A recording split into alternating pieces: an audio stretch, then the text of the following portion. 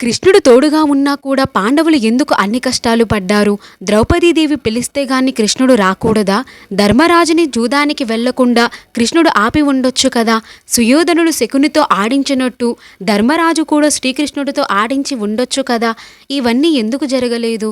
అంటే దేవుడైన కృష్ణుడు కూడా లాభం కోసం చివరి వరకు ఎదురు చూశాడా?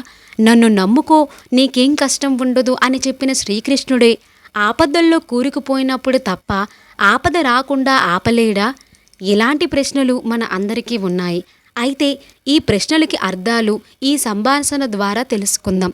హరి ఓం, అందరికీ నమస్కారం అండి. Welcome to my channel. శ్రీకృష్ణుడికి ఒక స్నేహితుడు ఉన్నాడు. అతను ఎవరంటే అర్జునుడు. అర్జునుడు అంటే శ్రీకృష్ణుడికి చాలా ఇష్టం. అర్జునుడికి కూడా కృష్ణుడు అంటే చాలా ఇష్టం. అర్జునుడికి కూడా మనలాగే ఇవే ప్రశ్నలు తొలిచేస్తూ ఉన్నాయి. అలాగే ఉండేవి. అడగదామా వద్దా అని ఆలోచిస్తూ ఉంటే ఒకరోజు శ్రీకృష్ణుడు వచ్చి, నేను అవతారం చాలించే సమయం వచ్చింది.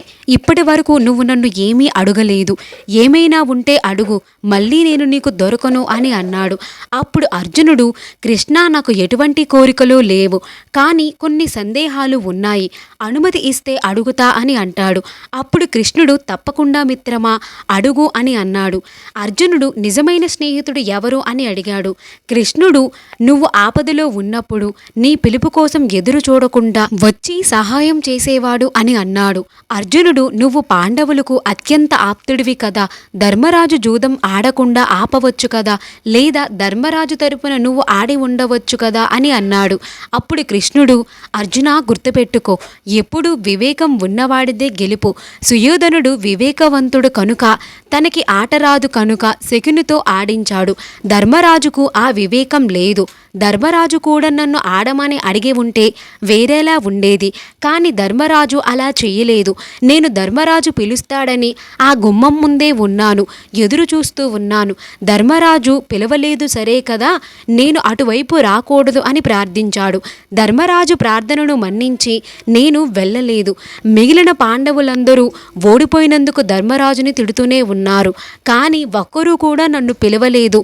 ద్రౌపదీదేవి కూడా వస్త్రాలు తొలగించే వరకు కూడా నన్ను స్మరించలేదు. నన్ను పిలిచి ఉంటే రాకుండా ఉంటానా అని అన్నాడు శ్రీకృష్ణుడు. అప్పుడు అర్జునుడు, అంటే తీవ్రమైన ఆపదల్లో కూరుకుపోయి పిలిస్తే గాని రావా అని అన్నాడు.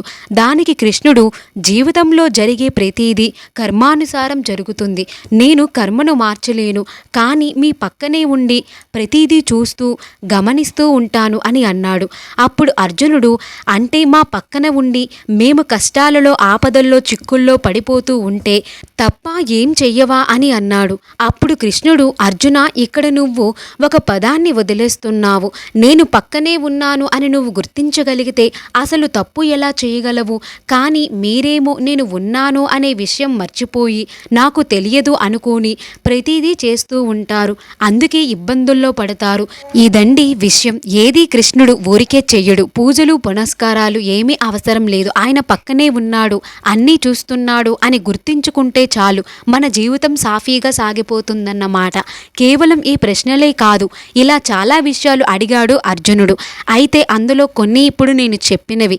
ఎప్పుడూ కూడా భగవంతుడు చూడడు, భగవంతుడు మనతో లేడు, భగవంతుడు ఏ కష్టంలో కూడా ఆదుకోవట్లేదు అని అనుకోకండి.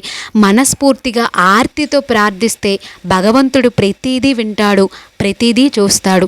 వీడియో నచ్చితే తప్పకుండా లైక్ చేయండి. ఇన్ఫర్మేషన్ అని అనిపిస్తేనే మీ ఫ్రెండ్స్ అండ్ ఫ్యామిలీకి షేర్ చేయండి. ఇలాంటి వీడియోస్ కోసం నా ఛానల్ని సబ్స్క్రైబ్ చేసుకొని బెల్ ఐకాన్ ఆన్లో పెట్టుకోండి. ఓం కృష్ణాయ నమః. హరి ఓం నమః శివాయ. ధన్యవాదములు.